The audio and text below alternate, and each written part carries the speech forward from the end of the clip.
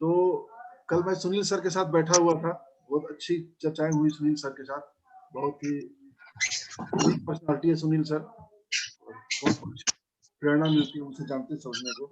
उनसे मैंने एक जोक कहा था, उस जोक की चर्चा में बात करूंगा कि एक आदमी से दूसरे ने बड़े उसके साथ कहा, एक बैग हिलाते हुए दिखाया और कहा कि यदि तुम बता दिए कि इस बैग में क्या है तो ये बैग तुम्हारे, यदि तुमने बता दिया कि उसमें कौन सा फल है तो सारे केले तुम्हारे, और यदि तुमने बता दिया कि कितने केले हैं तो 12 के 12 तुम्हारे।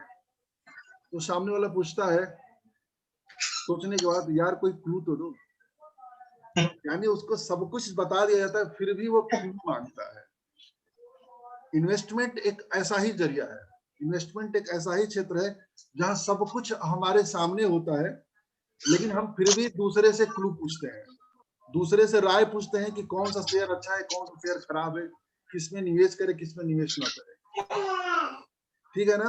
एक बहुत चीजें है कि हमारे आसपास मतलब वो चीजें फैली हुई है जहां हम निवेश करके पैसा बना सकते हैं, बस हमें थोड़ी सी पारखी निगाह रखने की जरूरत है। आज हम उसी पे चर्चा करेंगे। एक मिनट खोल दो इधर।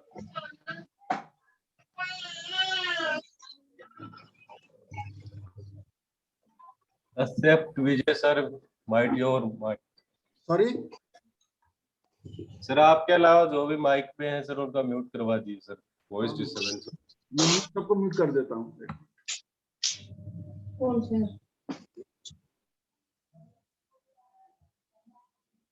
हो गए म्यूट सब लोग?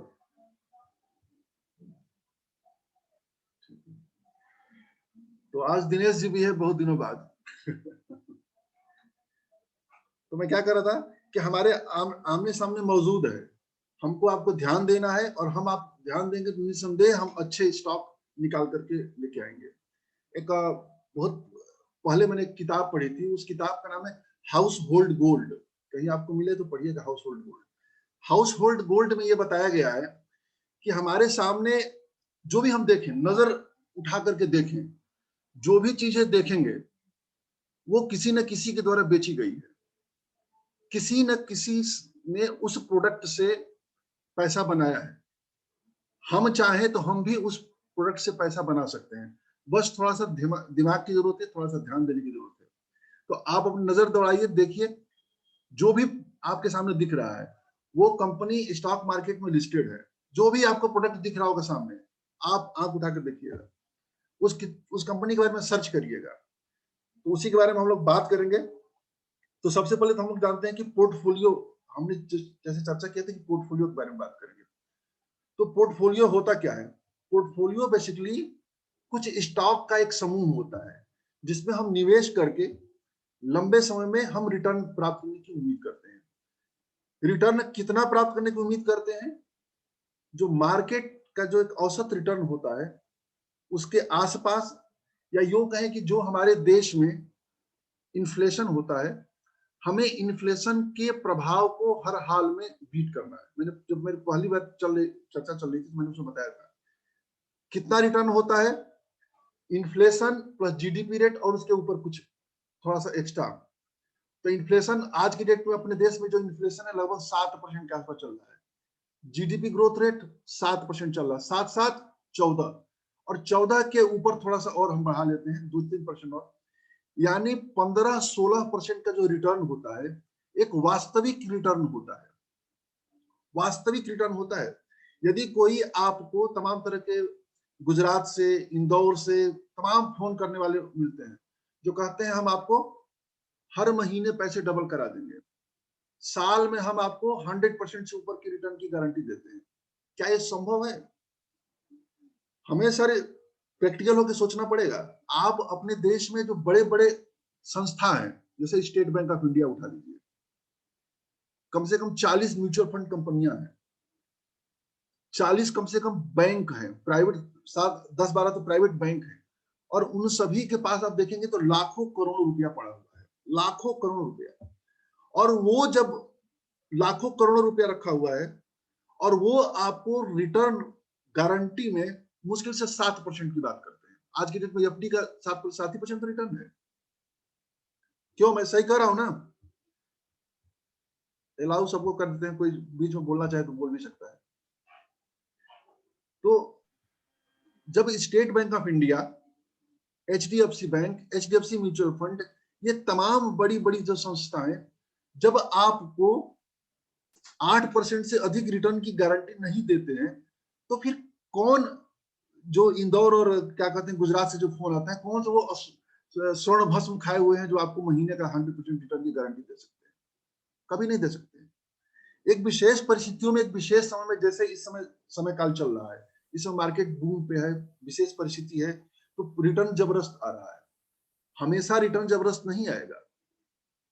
यदि नियमित और अच्छे रिटर्न की बात जब भी की जाएगी, तो याद रखिएगा, नियमित जो रिटर्न हो, जो रियलिस्टिक रिटर्न है, जो वास्तविक रिटर्न है, वही मुमकिन है मार्केट में मिलना। हर महीने डबल होना, महीने का 20% 25% रिटर्न निकालना हमेशा संभव नहीं है। जो निकालता है, देर सवेर देखिएगा, फिर वो उसमें एक समय बाद जब मार्केट नीचे जाएगी, तो वो उसको फिर बराबर कर लेगा। जो औसत रिटर्न है, औसत रिटर्न के बराबर कर लेगा। तो सबसे पहले तो हमें मार्केट से एक वास्तविक रिटर्न की अपेक्षा करनी चाहिए। स्टॉक मार्केट रातों रात अमीर बनने का खेल नहीं है। जो रातों रात अमीर बनने के लिए स्टॉक मार्केट में आते हैं, वो छले जाते हैं, वो धोखे में रहते हैं। उनको नहीं सोचना चाहिए कितना मिलता है। जैसे आप बात करें कि दुनिया में जो सबसे बड़े एक्सपर्ट हैं, जिन्हें बहुत अमीर हुए हैं, जैसे आपके वॉरेन बफेट होंगे। वॉरेन बफेट से तो कोई बड़ा नहीं है पूरे दुनिया में। उन्होंने जो अपने पूरे समय काल में जो जो सीएजीआर निकाला है, वो 20% निकाले हैं, 20-21% के आसपास निकाला है। आप सोचिए, जब वॉरेन बफेट जैसा आदमी 20% वास्तविक रिटर्न लेके आया है, तो हम आप कितना ला सकते हैं? आप इसको प्रैक्टिकल करके सोचिएगा। और बात करिए, दुनिया में सबसे ज्यादा जिसने रिटर्न लेके आए हैं, उनका नाम है जिम साइमन, और वो 66% का सीएजीआर लेके आए हैं। यानी एक साल में 66% का सीएजीआर वो निकाले हैं। और हम आप क्या सोचते हैं? हर महीने 50% 60% का रिटर्न लेके आना। आप भारत के जो दिग्गज निवेशक हैं, मिस्टर राकेश झुनझुनवाला, मैं मिस्टर राकेश झुनझुनवाला से मैं ज्यादा प्रैक्टिकल व्यक्ति रामदेव अग्रवाल को मानता हूं, रमेश दमानी को मानता हूं। ये लोग क्या करते हैं, विजय केडिया को मानता हूं। ये लोग क्या करते हैं, अपने ज्ञान को लोगों में बांटने में विश्वास भी करते हैं, अपने आइडिया पर। यदि रमेश दमानी की आप इंटरव्यू देखिए, एक special class, master class of master investor, YouTube पे 1 घंटे का वीडियो बड़ा है, आप लोग देखिएगा। उसमें उन्होंने 26% रिटर्न की बात कही है। और रिटर्न में उन्होंने ऐसा कहा है कि हम 3 साल में पैसे को डबल कर लेते हैं। 3 साल में पैसे को डबल कर लेते हैं, तो 6 साल में 4 गुना करेंगे, 10 साल में 5 गुने से हम अधिक करेंगे। इस तरह से उन्होंने कहा कि 10 लाख हम यदि मार्केट में लेकर प्रवेश करते हैं, तो 10 लाख 10 सालों में 1 करोड़, उसके अगले 10 सालों में, यानी जैसे 2021 चल रहा है, 2031 में हम 10 लाख को 1 करोड़ बनाएंगे। 31 से 2041 आएगा तो 10 करोड़ बनाएंगे, और 241 के बाद 251 आएगा तो हम 100 करोड़ बनाएंगे। और जिस दिन हम 100 करोड़ रुपया बनाते हैं, हम दुनिया के 1% जनसंख्या में जगह बना लेते हैं। वो कितना लंबा नजरिया लेके चल रहे हैं, और कितना रिटर्न बात कर रहे हैं? 26%।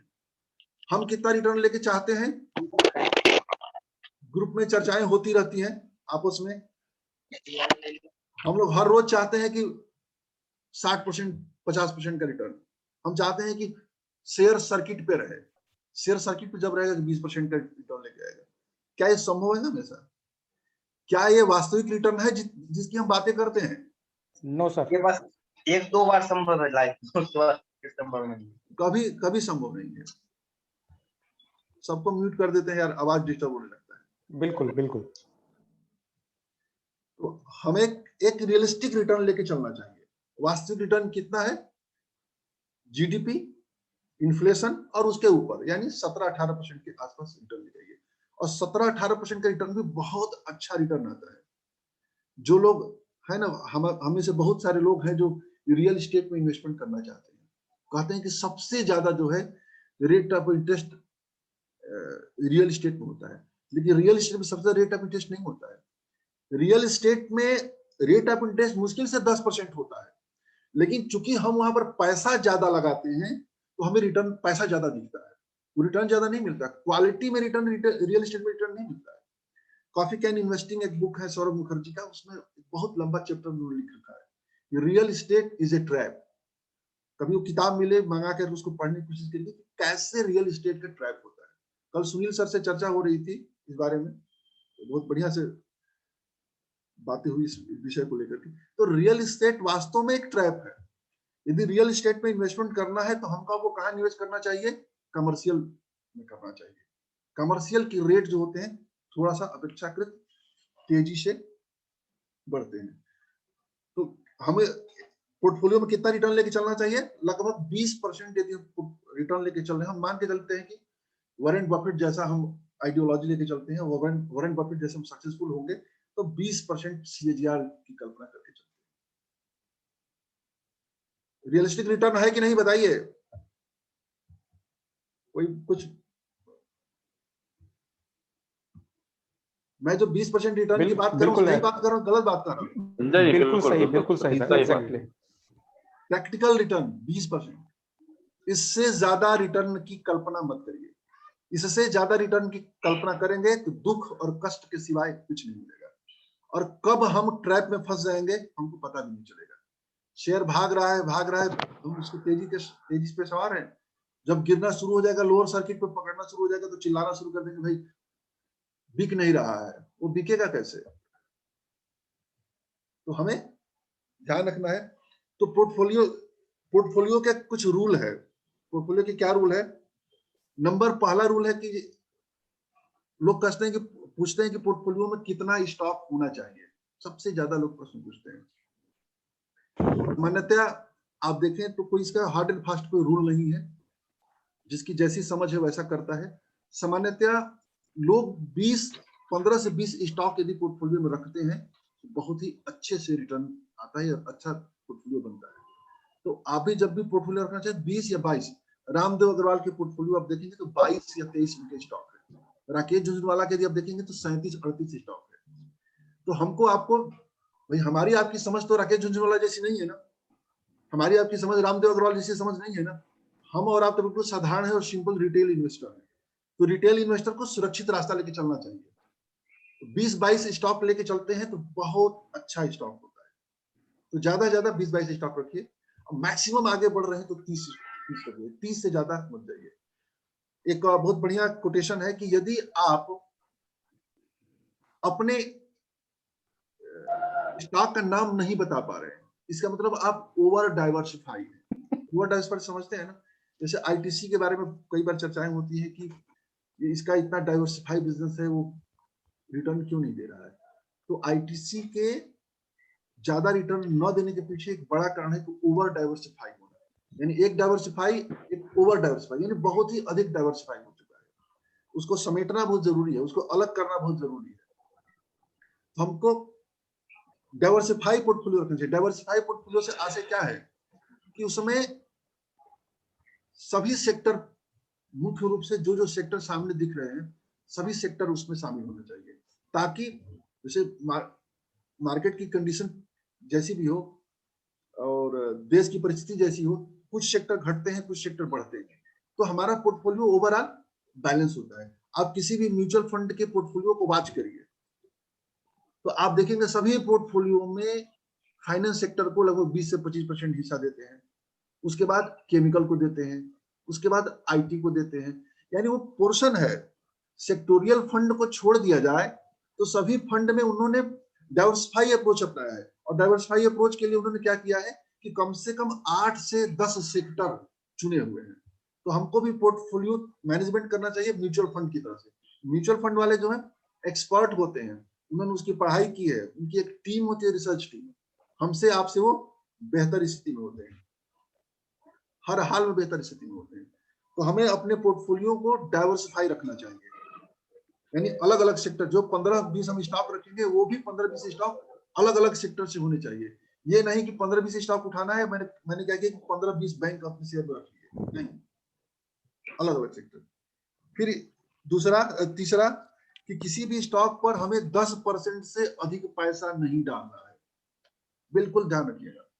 किसी एक पर्टिकुलर स्टॉक पर 10% से अधिक पैसा हमको नहीं रखना है, क्योंकि उसके पीछे कारण है। यदि हम ज्यादा डाइवर्सिफाई रहेंगे, ज्यादा हम पोजीशन में रहेंगे, तो जब मार्केट गिरती है तो वो हम उसका मैनेज नहीं कर पाते हैं। अभी एक नए एक संपर्क में आए हैं, यहाँ मीटिंग में नहीं बैठे हुए हैं, तो वो मेरे सामने बैठे थे। उन्होंने अदानी पावर का कुल पोर्टफोलियो साइज मुझे लगता है कि 1 लाख कुछ रुपए का है, और अदानी पावर में नहीं, अदानी पोर्ट उन्होंने लगभग 85,000 रुपए का निवेश कर रखा है। कितने का? 85,000 रुपए का निवेश। अब वो घाटे में चल रहा है, निगेटिव हो चुका है।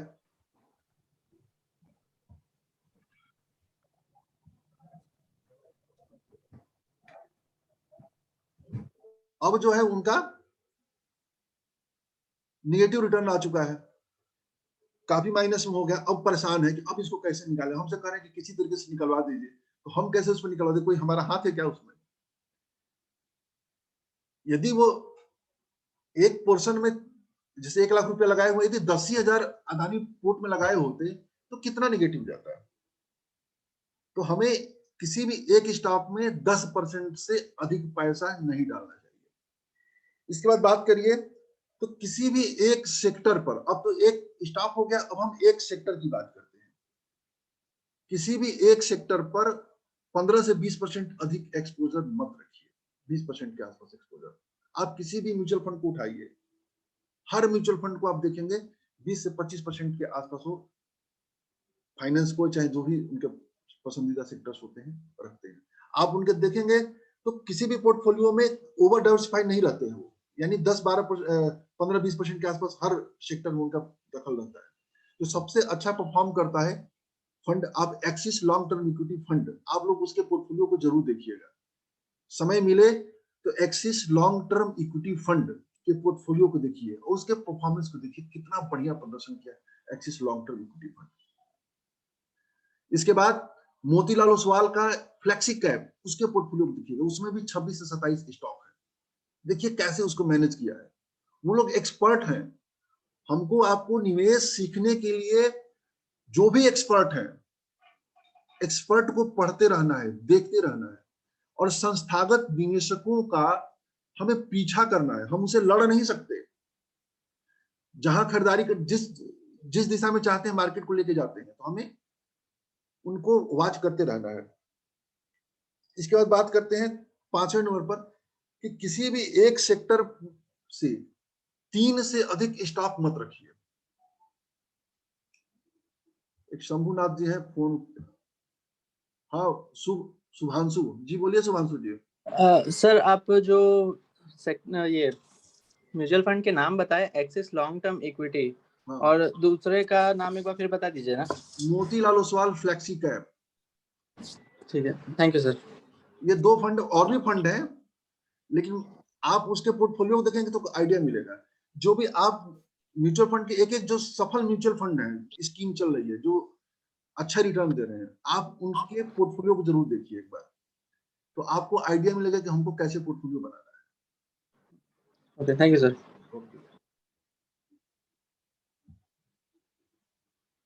अब आगे हम बात करते हैं, और अपने पोर्टफोलियो की साल में कम से कम एक बार समीक्षा जरूर करनी चाहिए। विशेषकर दिवाली का जो समय होता है ना, सबसे अच्छा समय होता है, फाइनेंस का समय होता है।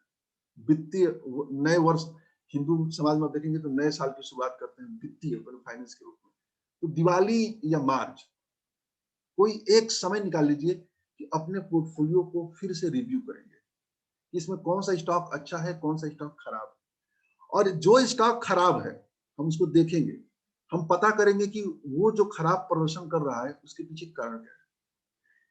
यदि वो कारण गंभीर है, जैसे कोई मैनेजमेंट में इश्यू आ गया, कुछ सेक्टर में इश्यू आ गया, कोई बिजनेस में इश्यू आ गया, तो हम उसको निकाल करके उसी सेक्टर के उस शेयर में प्रवेश करेंगे जो मार्केट को आउट परफॉर्म कर रहा है। मार्केट को आउट परफॉर्म से आशय क्या होता है कि निफ्टी की तुलना में वो कितना अधिक मतलब रिटर्न जनरेट कर रहा है, या यूं कहें कि अपने जो सेक्टोरियल इंडेक्स है उससे कितना तेजी से बढ़ रहा है, हमें उसको देखना चाहिए।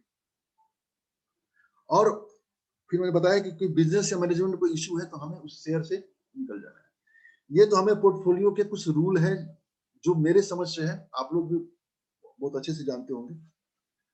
हमने जो चिन्हित किया है, जो मुझे लगा कि बताना चाहिए, हम उसको करना चाहिए। इसके बाद हमें निवेशक बनने के लिए क्या क्या चाहिए। तो सबसे पहले तो हमें निवेशक बनने के लिए एक सामान्य अप्रोच होना चाहिए। हमें कोई रॉकेट साइंस नहीं जानना है। हम लोग क्या करते हैं, देखिए निवेश जो होता है, इन्वेस्टमेंट जो होता है बिल्कुल आसान है, बेहद सरल है, लेकिन हम लोग क्या करते हैं उसको कठिन बना देते हैं, उसको क्लिष्ट बना देते हैं। बहुत ज्यादा उसके बारे में मीनिंग निकालने के लिए, बहुत ज्यादा विश्लेषण करने के चक्कर में हम लोग उसको बिगाड़ देते हैं। सीधा फंडा है कि अच्छे स्टॉक को, अच्छे बिजनेस को यदि लॉन्ग टर्म में होल्ड करते हैं तो हमें अच्छे रिटर्न प्राप्त होते हैं। अच्छे रिटर्न कितने प्राप्त होते हैं? जीडीपी, इन्फ्लेशन और उसके ऊपर, यानी 20-22% के आसपास आसानी से हम रिटर्न लेकर के आते हैं। तो सामान्य अप्रोच क्या हमको लगाना है? सामान्य अप्रोच ये चाहिए कि किस घटना का क्या प्रभाव पड़ेगा। ठीक है ना, बारिश हो गई तो जाहिर सी बात है कि बारिश का सीजन आ रहा है तो छाते की बिक्री बढ़ जाती है कि नहीं है? तो सामान्य अप्रोच हमको लगाना है। सड़क बन रहा है, मकानें बन रही है तो सीमेंट बिकेगा, घर पेंट हो रहा है तो पेंट बिकेगा। एक सामान्य अप्रोच होना चाहिए। अब इलेक्ट्रिकल व्हीकल आ रहा है तो जाहिर सी बात है कि गाड़ियों की सेल बढ़ेगी, या टेक्नोलॉजी जो उस सेक्टर में काम करने वाली कंपनियां हैं वो बढ़ेंगी। तो हमें एक बिल्कुल सामान्य अप्रोच लेना है कि क्या चीज है, क्या चल रहा है और क्या चलेगा आगे आने वाले समय में। तो उस बेस पे यदि आप बात करें तो कंजम्पशन थीम जो होता है, जो कि खपत आधारित होता है, जो डेली यूज होने वाली चीजें होती है, यदि हम उस पर फोकस करेंगे तो अच्छे रिटर्न प्राप्त होते हैं। कभी भी किसी भी तरह की परिस्थिति हो वो अच्छे रिटर्न देते हैं। आपका HUL हो गया, ब्रिटानिया हो गया, इस टाइप के जो स्टॉक्स होते हैं, नेस्ले हो गया, जो कि हर घर में यूज होता है, वो कभी भी खत्म नहीं होगा। जब तक ये धरती रहेगी ना तब तक आदमी लक्स साबुन से नहाएगा और रिन घिस करके कपड़े धोएगा, ये कभी खत्म नहीं होगा। जब तक लोग रहेंगे ना तब तक बिस्किट खाएंगे, मिठाई खाएंगे। तो हमें एक सामान्य अप्रोच रख करके हमें निवेश करना है। दूसरी चीज कि हमें अपने को ध्यान देना है। अपने को ध्यान देना बहुत जरूरी है कि हम क्या है, हम निवेशक हैं कि ट्रेडर हैं। यदि हम ट्रेडर हैं तो हमें निवेशक नहीं बनना है, निवेशक है तो हमें ट्रेडर नहीं बनना है। दोनों को मिक्स नहीं करना है, दोनों को अलग अलग रखना है। यदि आप निवेश भी करते हैं तो उसका एक अलग से डीमैट अकाउंट खोलिए, उसमें डालिए, और उसको जो निवेश वाला हिस्सा है उसको कम से कम देखा करिए, साल में 1-2 बार देखिए। वो अच्छे आपको ट्रेडिंग करते हैं तो ट्रेडिंग करिए, तो करिए।